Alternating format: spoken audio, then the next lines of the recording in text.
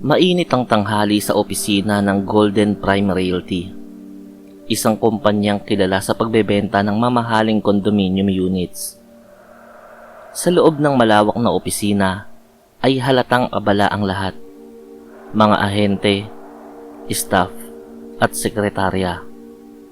Subalit may isang taong tila higit ang kumpiyansa kaysa sa lahat. Yun ay si Berna. Si Berna ay nasa edad 30, ngunit hindi mo to iisiping ganun na ang edad dahil sa kanyang makinis na balat, maputing kutis at hubog ng katawan. Lagi siyang naka-makeup at madalas ay paborito niyang isuot ang mga hapit na corporate dress na lalong nagbigay diin sa kanyang kurba. Ngunit higit sa lahat ng ito, kilala si Berna bilang paborito ng mga boss. Hindi dahil sa husay sa trabaho, kundi dahil sa walang tigil na pagsipsip. Good morning, sir. Ang gwapo niyo naman ngayon. Bagay sa inyo ang mga kulay ng necktie niyo. Ani Berna, habang binati ang kanyang department head na si Mr. Santos. Ngumiti si Santos at halatang natuwa. Ikaw talaga, Berna. Marunong ka talagang magpaganda ng araw. Sige, ipapadala ko sa iyo mamaya ang mga bagong accounts. I'm expecting big results. Manager Berna. Oo, manager na siya. Bago pa lamang ang kanyang promosyon at simula nang siya ay maupo sa posisyon, mas lumala ang kanyang pagiging mapangmata at mapanglait.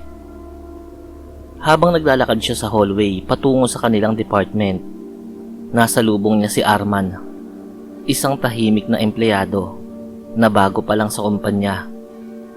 Malinis ang pananamit nito, ngunit kapansin-pansin ang muka, puno ng tigyawat at malalalim na peklat. Uy, sabi ni Berna, sabay taas ng kilay. Hindi ka ba marunong gumamit ng sabon? Diyos ko, baka pati kliyente matakot kapag ikaw ang humarap. Para kang binudburan ng kanin na panis sa muka. Namula si Arman, halatang nahiya sa narinig, ngunit pinilit niyang umiti. Pasensya na po, ma'am. Gagawin ko na lang po ang trabaho ko ng maayos. Trabaho? Baka pati sales mo, puro butas din kagaya ng mukha mo. Malakas na tawa ni Berna at narinig yun ng ilang katrabaho. May mga nagtawanan, may mga umiwas ng tingin dahil nahihiya para kay Arman. Tahimik na tumalikod si Arman. Sa halip na lumaban, pinili niyang magtimpi. Subalit sa loob niya, may bigat ng damdamin na unti-unting umuusbong. Makalipas ang ilang linggo, tila hindi na kontento si Berna sa simpleng panlalait. Ginawa niyang misyon ang sirain si Arman. Sir Santos, bungad niya isang araw sa opisina ng kanyang boss. Napansin ko lang po, si Arman parang hindi masyadong productive. Lagi lang nakaupo. Wala namang nadadalang sales. Hindi ko alam kung bakit pa siya nandito. Sumandal si Mr. Santos sa upuan. Bago pa lang yun ah. Baka kailangan lang ng konting training. Training? Baka training sa dermatologist ang kailangan niya. Sagot ni Berna na sinabayan pa ng tawa. Ngunit nang mapansin niyang hindi natawa si Mr. Santos, agad niyang inayos ang tono. Baka hindi siya fit sa image ng kumpanya. Alam niyo naman, first impression last. Hindi pa man napapaalis si Arman, ramdam na niya ang malamig na trato ng mga boss at ilang katrabaho. Hanggang sa isang araw, nadatnan niya si Berna sa pantry. Uy, Mr. Tigyawat, ani Berna, sabay irap. Ano, ready ka na bang mag-impake? Bukas, wala ka na rito. Saglit na tumingin si Arman sa kanya. Ngunit sa pagkakataong yun, hindi na siya ngumiti. Ang mga mata niya'y malamig, puno ng hinanakit. Ma'am Berna. Mahina ngunit buo ang kanyang boses. Maswerte kayo at nabiyayaan kayo ng kaaya-ayang itsura. Iniisip ko, paano kaya kung sa isang iglap ay magkaroon ka rin ng kapintasan? Natawa lamang si Berna. Hindi mangyayari yan. Igagaya mo pa ako sa kapangitan mo? At tuluyan siyang tumalikod. Ngunit hindi niya alam, iyon na ang huling pagkakataon na tatawanan niya si Arman. Kinagabihan, umuwi si Arman sa kanilang inuupahang kwarto sa Tondo. Doon niya binuksan ang isang lumang baul na iniwan sa kanya ng kanyang lola. Isang albularyong kilala sa kanilang probinsya. Nandoon ang mga lumang orasyon, pulbos, at piraso ng papel na may kakaibang guhit. Sa ilalim ng liwanag ng kandila, bumulong siya. Lola, patawarin mo ako. Hindi ko ginusto pero sobra na ang ginawa nila sa akin. Lalo na siya. Kung ito lang ang paraan para matuto siya ng leksyon, gagawin ko. Itinaas niya ang maliit na garapon na may lamang langis at abo. Hinipan niya ang isang papel kung saan nakasulat ang buong pangalan ni Berna at inilagay sa palangganang may tubig. Saka isinalin din doon ang laman ng garapon kasabay ng pagbigkas ng orasyon. Kinabukasan, habang nakaharap si Berna sa salamin ng kanyang opisina, napansin niya ang kakaibang maliit na tigyawat na umusbong sa kanyang pisngi. Ano to? Hindi naman ako tinutubuan ng ganito Inipit niya ito ng daliri at halos sumabog ang puting laman. Ngunit imbis na maghilom, naging maliit na butas yun. Lumipas ang mga araw at ang butas na yun ay unti-unting lumaki. Lalong nakapagtataka sapagkat tuwing maikipag-usap siya, napapansin niyang tumutulo ang laway mula roon. Ma'am, may tumutulo po sa mukha niyo.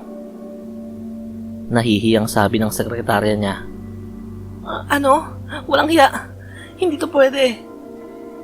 Mabilis siyang nagpunas, ngunit lalo itong nag-iwan ng basang bakas sa kanyang pisngi, paibaba sa kanyang leeg. Hindi pwede to. Bulong ni Berna habang nakatitig sa salamin ng restroom ng opisina. Ang maliit na tigyawat sa kanyang pisngi na naging butas, ngayon ay mas lumaki pa. Kapansin-pansin na halos sing laki na yun ng butones at palagi itong basa ng laway. Ma'am, baka po dapat magpatingin na kayo sa doktor, sabi ng isang empleyado na nakakita sa kanya. Agad siyang umirap. Wala to, allergy lang. Tsaka wag kang makialam, trabaho mo na lang ang asikasuhin mo. Ngunit kahit anong punas ng tissue at makeup na ilagay niya, hindi niya matakpan ng basa at mabahong amoy na lumalabas mula sa butas ng kanyang pisngi. Kinahapunan, pumunta siya sa boardroom para sa meeting kasama ang mga boss. Habang nagpe-present, hindi niya namalayan na unti-unting dumadaloy ang laway sa gilid ng kanyang muka at tumulo pa sa mga dokumento sa mesa. Berna, nahihiyang wika ni Mr. Santos. Baka gusto mong linisin muna ang mukha mo. Nagulat si Berna.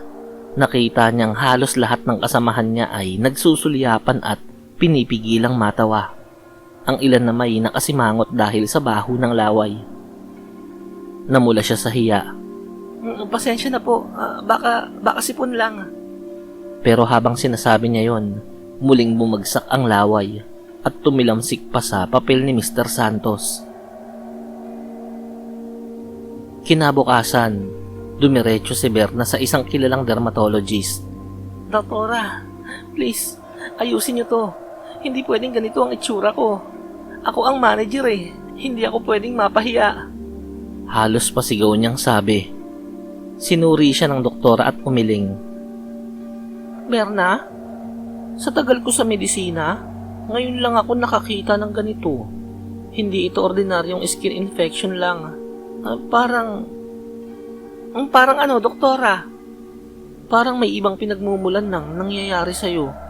Hindi ko alam kung paano ipaliwanag.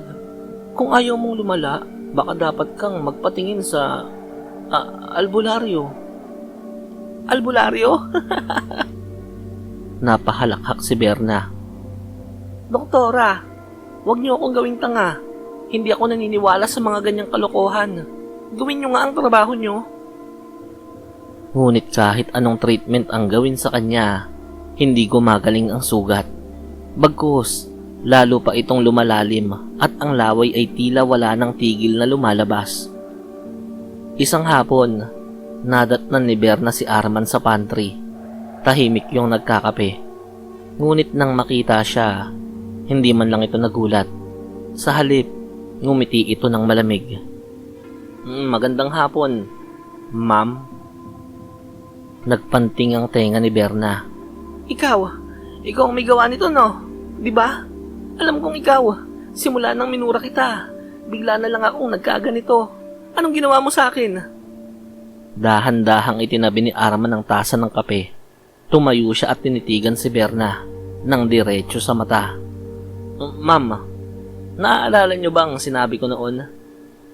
Napapaano kaya kung sa isang iglap ay magkaroon kayo ng kapintasan? Tinawanan niyo lang ako noon at sinabing hindi yun mangyayari, di ba? Paano na po yan, ma'am? Nangyayari na. Walang yaka. Kulang ba to? Ngumiti si Arman, ngunit hindi sumagot. Tinalikuran niya si Berna at iniwan itong nanginginig sa galit at takot.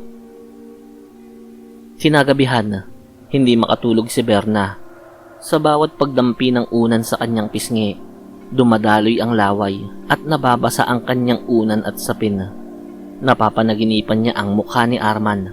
Nakatitig sa kanya, walang sinasabi pero parang nangungutya. Kinabukasan, pagdating sa opisina, imbes na ang dating kumpiyansang Berna ang makita ng lahat, sinalubong sila ng isang babaeng tila bangkay. Maputla, may sugat sa muka na binubulwakan ng laway at halos hindi na magawang magsalita ng tuwid dahil sa paminsan-minsang pagtulo nito. Si ma'am? Anong nangyari? Bulong ng mga empleyado. Ewan ko, baka nakarma na. Sagot ng isa. Sa unang pagkakataon, ang mga taong dati pinapahiya at kinukutya ni Berna ay siya na ngayon ang pinag-uusapan. Mag-aalas 7 ng gabi, nakaupo si Berna sa loob ng kanyang kotse, nakaparada sa harap ng isang lumang bahay sa may Pasig. Ayon sa rekomendasyon ng isang kaibigang palihim na natatakot din sa kanya, may isang matandang albularyo roon na maaaring makatulong. Nang buksan niya ang pinto, sumalubong ang amoy ng insenso at mga tuyong dahon. Lumabas ang isang matandang babae, nakaputing bestida, mahaba ang buhok at matalimang mga mata. Anong hanap mo, iha? Tanong ng matanda. Nanay, tulungan niyo ako. Bigla na lang akong tinubuan ng sugat sa mukha eh. Hindi gumagaling at palaging lumalabas ang laway ko rito. Hindi ko na kayang magpakita sa tao. Lumapit ang albularyo at marahang hinaplos ang pisngi ni Berna. Nang dumikit ang daliri, napangwi ito. Mabigat na sumpa ito. Hindi sakit, hindi aksidente. May taong nagpadala nito sa'yo. Kulam. Nanlaki ang mga mata ni Berna. Sino? Ngumisi ang matanda. Hindi ko kailangang hulaan. Kilala mo siya. Isa siyang tao na nilapastangan mo. Puno ng galit ang puso. At siya'y may dugo ng isang albularyo. Hindi mo basta-basta matatakasan to. Agad na pumasok sa isip ni Berna si Arman. Hindi pwede. Isa lang siyang hamak na empleyado eh. Umiling ang matanda. Kung minamaliit mo pa rin siya hanggang ngayon, mas lalo kang lulubog. Kung gusto mong gumaling, may kapalit at malaki ang halaga. Nay, ang babayaran ko kayo. Magkano ba? Sabihin niyo lang. Hindi pera ang kailangan, iha, kundi kababaang loob. Para mawala ang sumpa, kailangan mong humingi ng tawad sa mismong taong naglagay nito. At dapat totoo ang iyong pagsisisi. Kung hindi, kahit anong ritual ang gawin ko, babalik at babalik ang sumpa. Nagpanting ang tenga ni Berna. Ako? Hihingi ng tawad si Arman? Sa taong yun na wala namang silbi sa kumpanya. Kung ayaw mong tanggapin, mas pipiliin ng sumpa na kainin ka ng dahan-dahan. Ngayon, mukha pa lang. Pero baka bukas, lalamunin na ang leeg mo hanggang sa mabulok na ang buo mong katawan. Nanginginig si Berna, ngunit pinilit niyang tumayo at nag-iwan ng pera sa mesa. Hindi ako papayag na yumuko sa kanya. May paraan pa. Hahanap ako ng mas malakas na mangkukulam. Umiling lamang ang matanda. Matigas ang ulo mo. Tandaan mo, anak, ang sumpa ay bunga ng kasalanan. Hanggat hindi mo binabayaran yon, hindi ka makakalaya. Kinabukasan, pinilit ni Berna na mag-ayos. Tinakpan niya ng makapal na makeup at panyo ang pisngi. Ngunit hindi pa rin ito maitago ang mabahong amoy at nanlilimahid na sugat. Pagdating niya sa opisina, naglakad siya diretso sa mesa ni Arman. Tumigil ang lahat ng empleyado. Nagulat sa bigla ang pagtatagpo ng dalawa. Arman! Tawag ni Berna, halos pasigaw. Alam kong ikaw ang may gawa nito. Bawiin mo na. Kung gusto mo ng pera, bibigyan kita. Kung gusto mo ng promotion, gagawin ko. Pero tigilan mo na ako.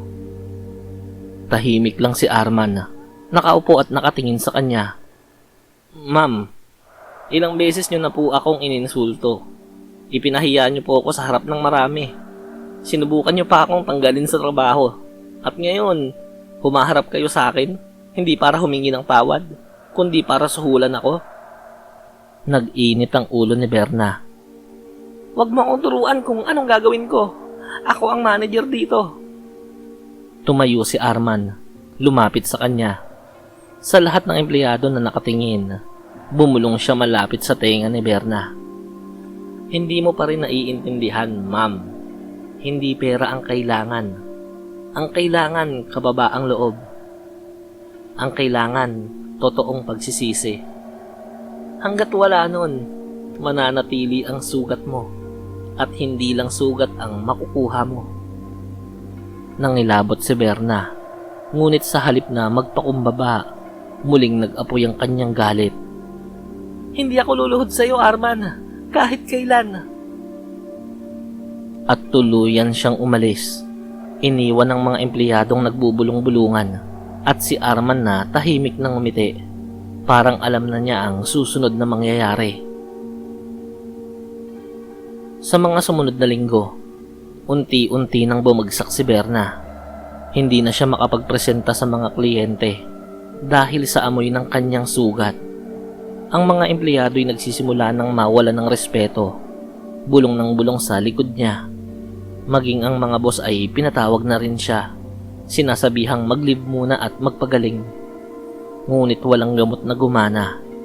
Lumaki ng lumaki ang buta sa pisngi niya. At ang laway na dumadaloy ay halos hindi na mapigil. Sa bawat salita niya, tumutulo ito sa kanyang damit, sa mesa, sa papel. Hanggang sa isang gabi, habang nakaupo sa harap ng salamin, napatitig siya sa sarili. Ang dating magandang muka, ngayon ay puno na ng sugat at butas. Napahagulgul siya. Bakit? Bakit ako pa? Pinagtanggol ko lang naman ang sarili ko Nagpapakitang gilas lang naman ako para makaangat. Ngunit sa likod ng kanyang luha, narinig niya ang tinig ni Arman sa kanyang isip. Paano kung magkaroon ka ng kapintasan? Anong gagawin mo? Mabilis ang mga pangyayari. Sa loob ng 2 linggo, halos lahat ng empleyado sa opisina ay umiwas kay Berna. Sa pantry. Uy, wag ka dyan. Baka matuluan ka na naman ang laway ni ma'am. Grabe, dati ang ganda-ganda niya. Ngayon, parang bangkay na. Sa hallway. Ang tapang niya dati Pero ngayon, hindi na makatingin ng diretsyo. Nakakahiya. At isang araw, pinatawag siya ni Mr. Santos. Berna, seryoso ang tono. Mag-leave ka na muna. Hindi ka na nakakapag-function ng maayos. Ang imahe ng kumpanya ay apektado na rin. Sir, hindi niyo ako pwedeng basta alisin. Ako ay manager dito. Halos pasigaw niyang sabi. Kung mahal mo ang kumpanya, Berna, makikinig ka. Hindi ka naman namin tinatanggal eh. Pero kung magpapatuloy ito, baka mapilitan kami. Pakiramdam ni Berna, gumuho ang mundo niya. Sa bahay, lalo siyang naghirap. Wala na ang dating mga kaibigan na laging sumasama sa kanyang mga gimmick. Kahit ang pamilya niya ay umiwas. Sa bawat gabi, umiiyak siya sa harap ng salamin. Ang sugat ay hindi na lang sa kanyang pisngi. Unti-unti na ring lumilitaw sa kanyang leeg at panga ang maliliit na butas na naglalabas ng laway. Hindi pwede to. Hindi ako papayag na ganito lang ang magiging itsura ko. Sigaw niya habang hinahampas ang salamin. Ngunit sa bawat basag ng salamin, mas lalo niyang nakikita ang sarili. Wasak, pangit, at nag-iisa. Isang hapon, pinilit niyang bumalik sa opisina. Lahat ng tao'y natigilan nang makita siya. Nakabalot ng bandana ang kalahati ng muka, ngunit lumalabas pa rin ang laway sa gilid. Diretso siya sa mesa ni Arman. Arman! Paos ang boses niya. Sige na, bawiin mo na. Hindi ko na kaya. Ako na mismo ang lumulubog. Anong gusto mo? Pera? Posisyon? Sasambahin na lang kita. Basta alisin mo lang to. Tumayo si Arman at tinitigan siya. Hindi pera ang kapalit, Ma'am Berna. Hindi promotion. Isa lang ang hinihingi ng sumpa. Kababaang loob. Humingi ka ng tawad. Yung totoo at taos puso. Napahinto si Berna. Nakita niya ang mga kasamahan nilang nanonood. Kung luluhod siya at hihingi ng tawad kay Arman, magiging kahihiyan yun sa buong opisina. Hindi ko ipapahiya ang sarili ko. Hindi ako luluhod sa tulad mo. Umiling si Arman. Kung ganun, wala na akong magagawa. Kinagabihan, bumalik si Berna sa lumang bahay ng albularyo. Ngunit pagdating niya roon, sarado ang bahay. Walang tao, tanging hangin at mga tuyong dahon lang ang gumagalaw. Pag-uwi niya, lalo nang lumala ang kanyang kondisyon. Ang mga sugat ay lumobo. Ang laway ay halos hindi na mapigil. Sa bawat paghinga niya, nararamdaman niya na parang nalulunod siya sa sariling laway. Humiga siya sa kama, nanginginig, hawak ang cellphone. Tinignan ang pangalan ni Arman. Sandaling nagdalawang isip. Tumulo ang luha. Ngunit sa huli, pinatay niya ang telepono. Hindi ako yuyuko sa kanya. Bulong niya, bago tuluyang pumikit. Kinabukasan, natagpuan siya ng mga kapitbahay. Nakahandusay, basang-basa ng laway, at wasak ang mukha na puno ng butas. Wala ni isang kamag-anak o kaibigan ang nagpunta sa kanyang burol. Sa huli, iilan lang na empleyado ang nakibalita. Sa opisina ng Golden Prime Realty, normal na muling bumalik sa trabaho ang lahat. Tahimik si Arman, nakaupo sa kanyang mesa, abala sa mga papeles. May lumapit na bagong empleyado at nagbiro. Sir Arman, grabe po yung nangyari kay Ma'am Berna, no? Ang pangit ng kinahinatnan niya. Totoo po bang kayo ang may gawa? Tumingin si Arman, ngumiti ng tipid, at muling ibinalik ang mata sa papel. Hindi sa akin nagsimula ang sumpa, kundi sa mismong sarili niya.